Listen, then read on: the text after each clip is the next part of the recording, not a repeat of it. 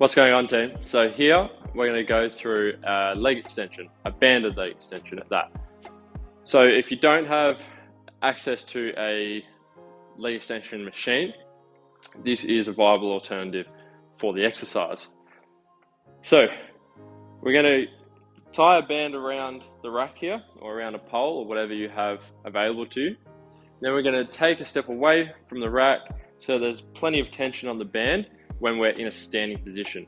Because when I kick that leg back, obviously the resistance of the band is going to reduce because it's shortening with that kickback. So we want to be far enough away that there's plenty of resistance on the band before we start in a standing position. From there, my hands are on my hips and I'm going to stand on the leg without the band around it. And I'm going to allow that band to pull my foot back towards the rack to almost 90 degrees through my knee. We want to try keep the movement through our hip limited, so we don't want to allow our body to be rotated and pulled backwards, and we don't want to kick back too much through our hip. So we want to keep our hip nice and strong and steady. From there, the knee bends, and then I just want to kick that band away from me, extending my knee and tensing nice and firmly through my quads. Again, releasing back and then kicking through my quads.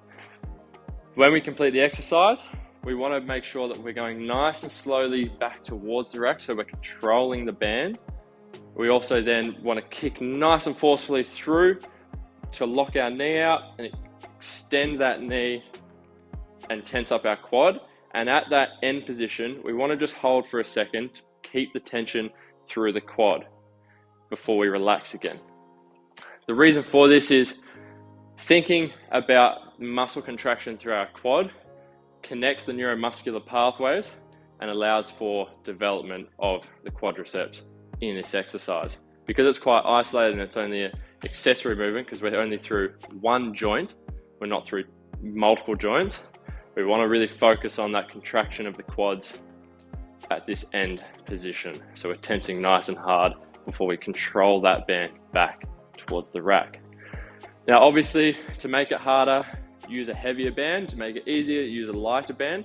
And if you're struggling with your stability, I suggest just finding yourself a broomstick or anything that you can hold on to in your opposite hand to your standing leg, just to support you in your balance so that you can focus on the extension through the knee.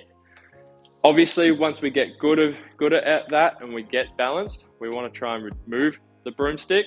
So then we're also working on our hip stability, our standing leg stability, so our ankle stability, and also our trunk stability as well. So we're nice and balanced and strong through our core as we complete our leg extension.